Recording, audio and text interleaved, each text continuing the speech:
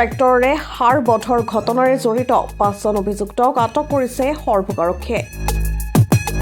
সাজিদ আলী, কাদেৰ আলী, আব্দুল খালেক, সুধন দাস আৰু ট্ৰেক্টৰখনৰ চালক সামিদুল মণ্ডল।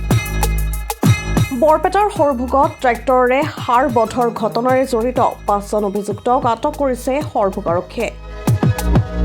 এটা ৰাজহুৱা সাৰক অতি নৃশংসভাৱে ট্ৰেক্টৰেৰে চেপি হত্যা কৰা ট্ৰেক্টৰখনৰ চালক সামিদুল মণ্ডলৰ লগতে আন ২ অভিযুক্তকো দেওবাৰে আটক কৰিছে আৰক্ষীয়ে।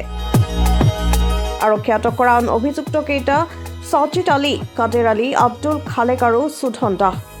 আৰক্ষীয়ে জীৱ-জন্তু সুৰক্ষা আইনৰ অধীনত অভিযুক্তকেইটাক আটক কৰিছে বুলি সদৰি কৰিছে। ইপিনে সাৰটোক বধ কৰা ঘটনাত ব্যৱহৃত AS15AC 4981 নম্বৰৰ ট্ৰেক্টৰখনো জব্দ কৰিছে সৰভোগ আৰক্ষীয়ে।